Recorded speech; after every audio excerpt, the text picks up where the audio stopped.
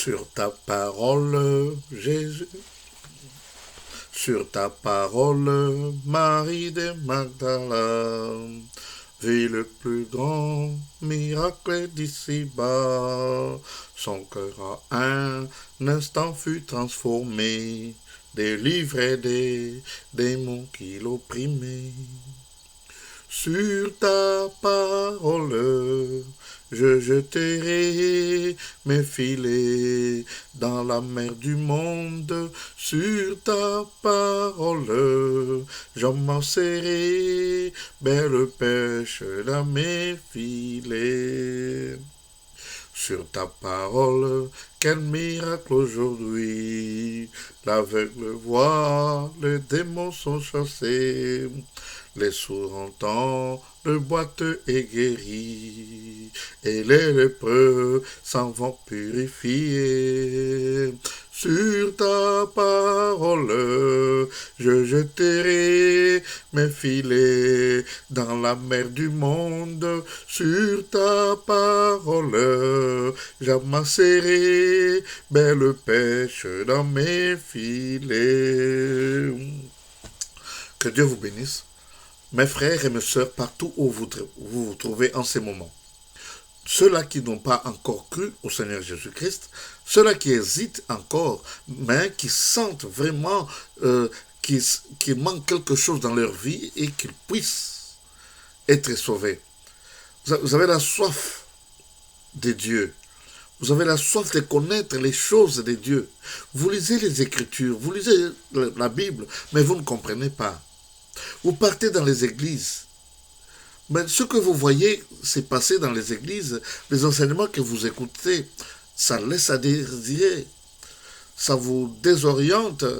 Vous avez le souci de connaître la vérité. Beaucoup de gens, depuis qu'ils ont commencé à croire, à prier, ils n'ont pas encore vu la main de Dieu dans leur vie. Quand quelqu'un dit, par exemple, je me réveille le matin, est-ce que ce n'est pas la gloire de Dieu? Est-ce que ce n'est pas la force de Dieu? Est-ce que ce n'est pas un miracle? Oui, c'est la gloire de Dieu, c'est la force de Dieu, c'est un miracle que Dieu donne à tout le monde, aux humains, aux animaux, à tout le monde. Les païens, les chrétiens, ceux qui croient, ceux qui ne croient pas, mais Dieu donne à tout le monde de se réveiller le matin, d'être béni, d'avoir des bénédictions, des choses à manger, etc., etc. Mais ici, quand quelqu'un croit au Seigneur Jésus-Christ, il prie Dieu, il chante pour Dieu, il lit la Bible, il écoute la parole de Dieu. Mais s'il ne voit pas les signes de Dieu dans sa vie, c'est qu'il est encore perdu. C'est pourquoi la Bible dit, beaucoup sont appelés, mais très peu sont élus. Vous verrez remarquer comme par exemple au Zaïre et partout dans le monde entier, il y a beaucoup d'églises. Il y a beaucoup de gens prient. Mais leur vie est toujours médiocre. Les gens vivent dans le péché. C'est de la débandade totale. Mais les gens n'expérimentent pas ce que Dieu a promis. Tout le monde sait que nous sommes à la fin des temps. Je ne dis pas la fin du monde, la fin des temps. Tout le monde est paniqué de voir ce qui se passe dans ce monde. Il y a des guerres passées par là, des tremblements de terre, des pandémies, etc., etc. Et les gens disent que c'est la fin du monde. Oh, c'est 666, c'est ceci, c'est cela. Écoutez mes bien-aimés, la fin du monde ne viendra pas des bombes. Non. La fin du monde, c'est quelque chose que Dieu a préparé, que lui-même fera. Comment est-ce qu'il le fera? Je ne sais pas, les détails se trouvent dans la Bible. Mais ici, nous parlons, nous, de la fin des temps. Quel temps? Le temps de l'Église. Il y a eu le temps d'Israël, qui a pris fin, le jour de la mort et de la résurrection de Jésus-Christ, parce que la voile du temple s'était fendue en deux, le lieu interdit était accessible à tout le monde. Tout le monde pouvait voir le lieu très saint. Oh, je vous ai toujours expliqué ces choses-là. En Israël, il y avait le temple, ou bien la tente d'assignation. Quand ils se réunissaient, il y a trois parties. Il y a le parvis extérieur pour tout le monde. Il y a le parvis intérieur qu'on appelle le lieu saint. Là, seulement les gens qui sont choisis par Dieu. Les Lévites et les sacrificateurs. Les gens sont mis à part par Dieu, ils sont oints par Dieu pour faire le service de Dieu dans le lieu saint. Il y avait aussi un endroit qu'on appelait le lieu très saint. Là, seulement le souverain sacrificateur, il faisait son entrée une fois par année pour Israël tout entière. Mais il le faisait chaque année, c'était la répétition des mêmes choses. C'était l'ombre de ceux qui devraient venir. Mais le jour où Jésus a rendu l'âme, le vol du temple s'était fendu en deux et le lieu très saint était mis à découvert. Quand Jésus est allé au ciel, la Bible nous dit dans Hébreu que il a traversé la voûte céleste et il est entré dans le lieu très saint véritable. Mes excuses, il est entré dans le lieu saint véritable. À la face de Dieu, il est assis à sa droite, intercédant pour nous, faisant l'office du souverain sacrificateur. C'est là que l'Église a commencé. L'Église, ce ne sont pas toutes les dénominations que vous voyez qui dévoilent la discrimination et les divisions parmi ceux-là qui croient être les enfants de Dieu. L'Église, c'est le corps du Christ. Et les membres du corps du Christ se reconnaissent lui-même ou Dieu connaît tous les membres. Ce sont des enfants de Dieu de tout le temps et qui ont cru au Seigneur Jésus-Christ et que Dieu seul l'a choisi. On dit beaucoup sont appelés, mais très peu sont élus. Ceux-là qui sont élus, c'est les membres du corps du Christ. Ils sont partout, dans leur maison, dans les groupes, dans les églises, dans toutes les dénominations. Pourquoi Jésus pouvait dire, allez, écoutez ce qu'ils vous disent, mais ne faites pas ce qu'ils font.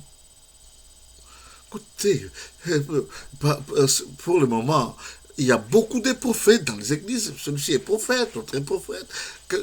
Ce qu'ils font, c'est du commerce. Des choses abominables. Et beaucoup de gens se lamentent. Pourquoi beaucoup diront? Parce qu'ils utilisent le nom de Jésus. Beaucoup diront ces jours-là, Seigneur, nous avions chassé les démons en ton nom. Nous avons prié en ton nom. Nous avons prêché en ton nom. Il leur dira, allez-vous-en, serviteurs de l'iniquité. Je ne vous ai jamais connu. Sauf celui-là. Vous savez, Bible dit, celui-là qui persévérera jusqu'à la fin sera sauvé. Parce qu'il y a des problèmes. Par où nous devons passer. Il y a des difficultés, il y a des tentations. Mais nous devons endurer jusqu'à la fin pour être sauvés. Quand on est sauvé, on est pardonné, il faut maintenant maintenir son salut jusqu'à la fin, jusqu'au bout, tenir jusqu'au bout. Christ, en entrant dans le monde, il a dit, Père, tu n'as voulu le sang des taureaux ni les sacrifices qu'on offre sur les autels. Tu m'as formé un corps pour que je vienne, ô Dieu, faire ta volonté. Il est venu faire la volonté du Père. Il s'est donné lui-même en holocauste comme un agneau immolé. Il a donné sa vie pour toi, pour moi. Mais si tu es encore catholique, si tu es encore pentecôtiste, tu es branhamiste, si tu es encore Moulouba, Moubemba, français ou quelque chose encore, tu n'es pas enfant de Dieu. Parce que un enfant de Dieu, il est né de nouveau. Il est né dans le ciel. Il porte le nom de Dieu sur lui. Pour lui, il est un étranger, un pèlerin sur la terre partout. Il est étranger. Mais il sait que la terre tout entière appartient à son Père. Mais quand quelqu'un qui dit, nous les Katangais, nous les Quinois, nous les Bakongo, nous les Nigériens, nous les Zambiens, nous, vous vous divisez avec d'autres peuples. C'est-à-dire vous êtes en dehors des choses de Dieu. Quand les gens disent, où est la vraie église? Mais la vraie église existe. Elle n'est pas physique, elle n'est pas charnelle, elle n'a pour doctrine que la Bible.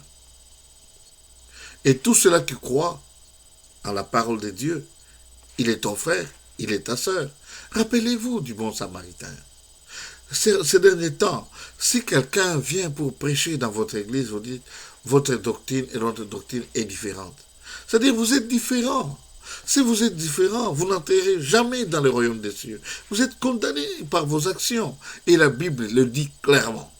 Alors ici, nous diffusons la vérité. Nous disons ce qui est vrai. Nous proclamons ce que Dieu nous a révélé. Ça se trouve dans la Bible. La Bible n'est pas en confusion, mais la Bible est en concordance. La Bible nous donne une compréhension exacte des choses de Dieu. Les apôtres, tout comme Jésus, ils entraient dans toutes les synagogues. Mais ils savaient que les synagogues, leur doctrine n'était pas une doctrine de Dieu. Mais parce que les gens que Dieu a créés s'y trouvaient, c'est pourquoi ils entraient là-dedans, leur annoncer la vérité. Rappelez-vous quand Paul est arrivé en Grèce. Il a dit, j'ai parcouru toute la ville d'Athènes et puis j'ai vu vraiment que vous êtes dévoués aux choses divines, aux choses divines. Vraiment, votre divinité, votre spiritualité est grande. Mais quelque part, j'ai vu que dédié à un Dieu inconnu. C'est-à-dire, vous faites des dévotions à un Dieu, un seul Dieu. Mais vous ne le connaissez pas, parce qu'il n'est pas dans les noms. Il n'est pas dans... Oh non, je suis catholique, moi je suis méthodiste, moi je suis kimbanguiste, moi je suis pentecôtiste. Tout ça dans l'isme, Dieu n'est pas là. Dieu veut habiter en toi. Parce qu'il a dit, Dieu n'habite pas dans les temples faits de mains d'hommes. Dieu habite dans son temple qu'il a lui-même créé. Il veut habiter en toi. Mais quand toi et d'autres personnes qui ont Dieu, vous vous réunissez, les païens diront une église, les païens diront un groupe de prière, les païens diront quelque chose que ce soit. Mais vous, vous savez que c'est vous qui priez votre Dieu. Vous avez votre Dieu et vous avez cherché un endroit, là vous priez. Il n'y a pas de doctrine autre que la Bible. Et vous êtes conduits par le Saint-Esprit. Mais bien aimés, l'heure est vraiment avancée. Dieu attend une chose. Nous avons vu que l'iniquité vraiment s'est accrue. Partout où l'on ne pensait pas que l'impudicité, le fétichisme ou des choses comme ça allaient être pratiquées, nous le voyons noir sur blanc. Il y a des gens, ceux qui se disent serviteurs de Dieu, qui commettent adultère avec des femmes d'autrui, avec des maris d'autrui, et d'autres personnes qui font des concerts payés et disent qu'ils glorifient Dieu. Non. Les choses de Dieu sont gratuites et ils sont donnés gratuitement. Voici, je vous ai donné gratuitement, allez aussi donner gratuitement. Et c'est ça. C'est grave. Parfois, on exige des dîmes, on exige des offrandes, on exige pour tenter Dieu. Ces choses ne peuvent pas être nommées parmi les enfants de Dieu. Ouvrez les yeux. Écoutez le message que nous donnons. Si vous avez des questions, vous allez poser. Notre chaîne s'appelle Apôtre Doudé Michabou. C'est sur YouTube. Sur YouTube. C'est écrit A-P-O-T-R-E Doudé D-O-U-D-E Michabou M-I-T-S-H-A-B-U. Si vous écrivez n'importe quel sujet, vous allez voir. Partagez ce message, partagez cette chaîne. C'est une chaîne sans but lucratif. Vous avez besoin de quoi que ce soit, faites une demande. Nous allons prier pour vous et Dieu va vous aider. Ce que Dieu veut, Ce n'est pas que vous soyez des esclaves des humains. Non, Dieu veut que vous, vous puissiez être capable de comprendre que vous êtes des enfants de Dieu et que Dieu est capable de vous donner ce dont vous avez besoin. Vous avez 12 jours dans les choses de Dieu, 10 jours, un an, vous avez 10 ans, 15 ans, et que sais-je encore. Mais vous n'avez jamais vu votre prière être exaucée par Dieu. Vous demandez, vous voyez la réponse. C'est-à-dire vous êtes encore loin de Dieu. Cherchez la face de Dieu tant qu'il peut se dévoiler vers vous. Que Dieu vous bénisse. Merci et à la prochaine. Ondo kapale sikujue we mutenda mabaya. Bwana Yesu alisema ondo kapale sikujue we mutenda mabaya. Bwana Mungu alisema